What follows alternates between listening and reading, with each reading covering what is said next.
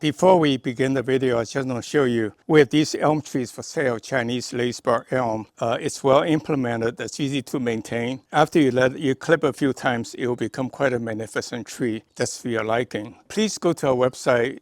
Now you can order it directly from there. Let's continue with the video. This is miltonchang bonsai heirloom. Today I want to basically show you how to manage bonsai, both from a standpoint of a beginner who had just bought one of our trees, as well to someone who already kept quite a number of bonsais. And instead of doing a big bonsai, I chose to do a shohin because a lot of you indicated that you are more likely to do a smaller bonsai than a big one to start. And then the purpose of the discussion is basically to point out this is what a bonsai looked like when you start. This could have been in a nursery pot, tall, lanky one. I cut it down, it branches out, and eventually I cut off the roots and put it in a bonsai pot. When it's established, we sell to you. And when you get it, it should be reasonably well manicured. But I recommend that you keep it to see how beautiful, how fast it can grow. In 2 months or so, this tree will be about this high, and it comes with this handy dandy clipper for now anyway. You can then clip your tree to shape it to your liking. Now, as time goes by, you can see this is a kind of a smooth bark, and that's because it's a young tree. And this is the same tree as this one, which is Chinese lacebark elm. You can see how they become like lace-like in the sense of a mottled shape. And then when I cut it, it heals nicely and like a branch broke off in nature. So you clip it after a couple of years, you say, we sent you this one because it looked like more of a natural tree you encounter all the time. But you say, no, I can happen to see this tree with a branch coming out this way that I really think is a very interesting curve. Now I like to plant it this way and let this part grow up, and this part grow up, and I start to shape it. Pretty soon you will have a tree like that, right? So you now have a tree. You're taking advantage of these curves, and pretty soon you repot a couple of times, you get a shohin tree like that. So that's how all bonsai begins, with an ordinary straight up tree, but you play with it, let it grow, let nature take over, and then you modify it. Yeah, let nature take over again. You modify it until you get this one. This one, I would say, in a bonsai pot for, it's been growing for, let's say, 3-4 years, and it's in a bonsai pot for less than a year. And this bonsai I've been working on it for about 10 years. So in time, your bonsai will become your heirloom because it reflects your thinking, your artistic design, and everything. So instead of talking, I will now get to work by using my clipper to clip this tree to make it more to shape. And I will not be cutting it as dramatically as I usually do because the tree is already formed. Now I really want to make more ramification to make look like a mature tree. So this is probably 5 steps from this, but by 2 steps from a show tree, or 1 step more from the show tree. So let me quit talking and get to work. This tree, I think I clipped it about 6 months ago, and you can see it's grown tremendously over the winter time. And I have to say I cheated a little bit, but you can see the watermark here. I soak it in a tub, the cooking tub, to about here. And so the root ball is constantly moist. Now I'm going to have a lot of branches to cut off to enable my design. So with that in mind, then again, I'm not going to cut too much. And like, for example, the first thing I decide, as I always say, is the apex. Now to me, this is probably a better apex, but I want to show you something reasonable. So if I clip it here, you can see the tree is coming up like this, and then that's the apex. And then this will be the lower branch and so forth. So that's how you begin the clipping, by working on the apex first. And then these growing down, you clip it because you basically, or pull it down, pull it off, because you really don't want it to be going down. So it will look a little bit bare after I cut it, but on the other hand, it should green up fairly quickly. In the springtime, I would say 2 months, it will have lots and lots of growth. So like this branch, it's really way too long relative to this. So it wants to be about here someplace, so I will clip it off here. So this is a little bit drastic, but the next time will be even less drastic, less drastic, less drastic. And instead of clipping off these branches in the wrong direction, I just clip a little bit.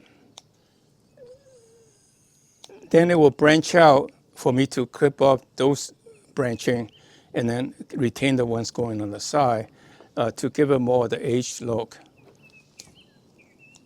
And the next one I may work on is this one, since that's very dominant. So I have a choice. I think it's better if this one goes out and this one's short. So with that in mind, then I will probably clip it off here and clip it off here. And right now, there's nothing growing here, nothing growing here, but you can see there the buds here. It will eventually.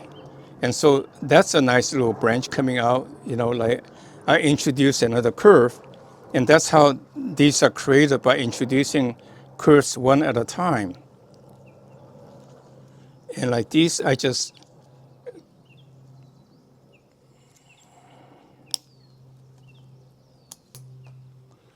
okay, so that branch is done. I think that looks pretty decent. It's all natural, no wiring, okay? And now I look at this branch, and so forth, and work myself down. So if it seems a little bit out of pace, just clip it a little shorter, it will branch out to be right the next time. Because I want this branch to go this way. I don't want it to go that way, to clash with the apex. Well, I hope you enjoyed the video so far. We got a lot more going on. This is about halfway. Please click like if you like my content, and subscribe to our channel, tell a friend, and more importantly, go to our website and sign up to become a VIP for goodies. I always cut off the branch growing out of the arch, because that in nature that usually doesn't stay healthy. And then I create this curve to make this go longer. And so next time when I clip it, they'll be much more closer to what I want it to be. And it will be even less clipping each time, less clipping, until it's finally just by pinching. Like, look at this mistake. I talk about using anchor wire. You see, even the anchor wire eats into the branch. I put an eyeball here, which can be easily removed to hold the anchor wire. But even that, you have to be careful. You can see it's girded, and I think this will heal over not yet in a 6 months time frame or so. So it should be okay, but we shall see. I cut it on top. Looks like a tree branching, and it will heal over, look nice, rather than look like a mark due to the anchor wire mistake. So I make mistake too, you know, we are all human, but you just gotta correct it. And over time you learn whether it can be corrected or not, and you learn by not doing it again. Rome isn't built in one day, and you can't learn bonsai technique in one day by following all these damn rules. I hate it. So I always encourage you to be freeform, be artistic, and in the long run, you will have more dramatic tree. When in doubt, thin it off, because it will always grow back to fill the void. But if you don't thin it off, pretty soon it gets too dense. You couldn't even see how you can fix it. So you can see it's pretty not so dense. So now this is a dilemma. This is nice thick branch, but it kind of doesn't rhyme with this. But I think it would be better if this one comes out like this, and then this has some branches going back. So with that in mind, then I will cut it.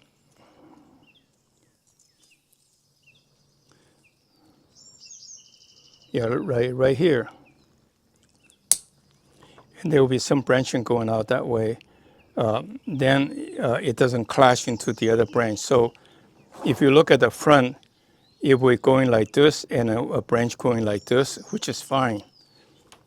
I'm almost done actually,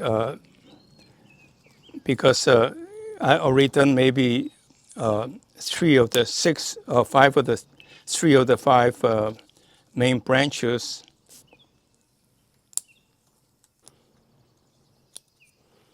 You can see this one cuts very precisely and very cleanly. Now only have really 2 more big branches to work on. This one again, I think when you look at it, this curve goes out nicely, and this one is kind of like going in. And I don't know. Let me study that a little bit. I would say this branch could be going out this way to accentuate this. Kind of always go away, right? They don't come together. And so maybe what I'll do is I do this.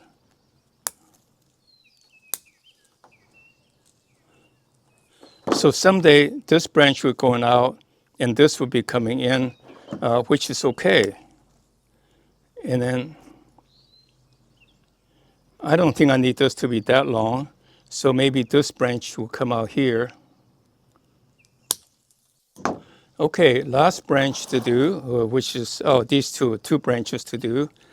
Like this branch again, you can see it's going nicely, then it goes this way. That isn't right, really.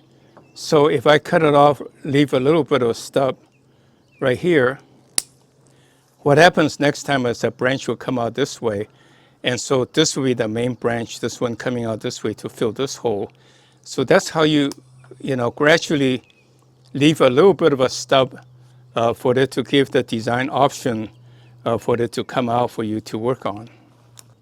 Okay, now like this one going out, I think if I want to be extreme, I let this longer than this, right? Or I can keep this long and keep this short. So let me keep my option open by making this one long, but someday I may choose to cut this off, in fact, like right here. And so you have a branch coming out this way, fill this hole, and that one goes that way. Okay, quick talking, one more branch and we're done. You can do a little bit of pinching to speed up the process. It's really quite flexible. There's no rules, do anything just to make it work. So like this branch, you can see why is it going like this? Well, why not? Like if I cut it here, this could be one coming down this way like an apex, and then this one goes down. Why not, So anything goes to make it different and dramatic. And in the long run, you will like the tough decision you made, even though it may not seem to be the right thing to do. But being drastic is something you want to do because at the end of the day, making bonsai is to show off your skill. Finally, I would like to say a word about wiring versus clip and grow. You can see I avoided wiring simply because I am very conscious of my time. I rather enjoy the clipping process to create a kind of a bonsai shape quickly. I have to confess that using wiring, it will speed up the development of the tree. Like right now, the tree looks a little sparse, not terribly sparse, not like the beginning first 1 or 2 rough clipping, but nonetheless it's pretty sparse.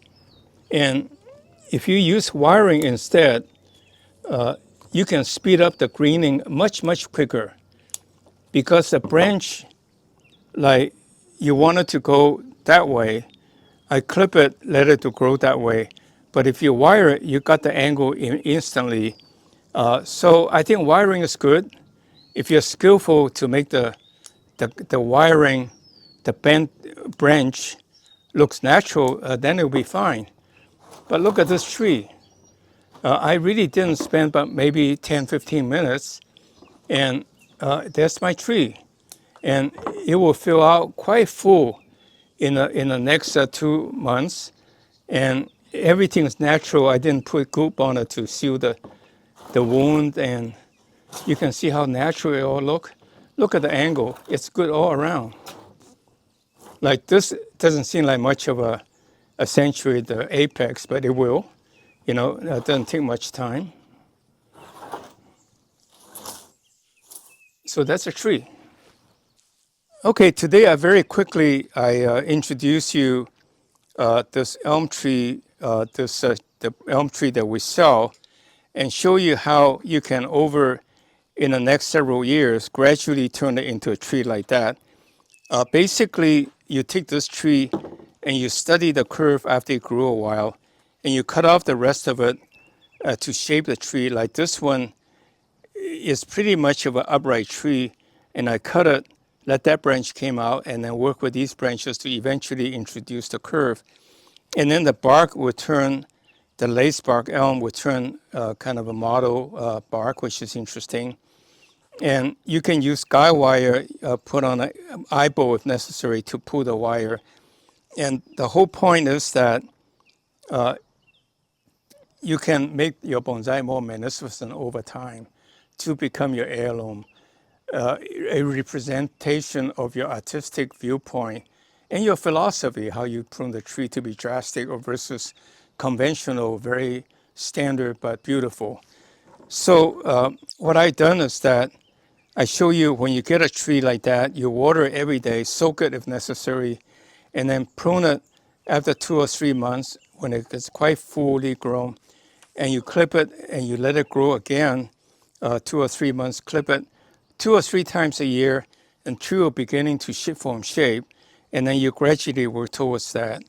And again, you just clip off the redundant branches so that the rest of the energy will go in the direction you want. Let it grow to give you the design opportunities to reshape it. So bonsai is that easy. Our goal is to make bonsai popular. I think bonsai has 2 bad raps. One is that it's hard to maintain, keep alive. I can't keep my bonsai trees alive. Well, in part because people don't clearly explain how to keep your tree healthy, and sometimes it's poor implementation. And we overcome that by having the innovation in a pot design. And the only thing to remember is to keep your root ball moist. They dry out very easily. If you don't let your root ball dry out totally, it will recover. And then you can clip it to shape it until to your heart's delight, to your liking. So I think that's all for today. I took this tree that's a little bit overgrown. I worked on it about 6 months ago. And now you can see it's a little bit bare, but not too bare. And when it grew up in about 2 or 3 months, I'll show you again how to update that to the reclipping. And after, I'll say by the end of the month, end of the year, or next year, it will look a very nice Shohin bonsai. And it shows the age, because it does have the age and the shape and so forth. I think you will like it. Well, thank you very much for watching today's video. Subscribe to our channel and tell a friend. And most importantly, go to our website and sign up to become our VIP so that we can send you announcements of special considerations. Thank you very much. See you next week.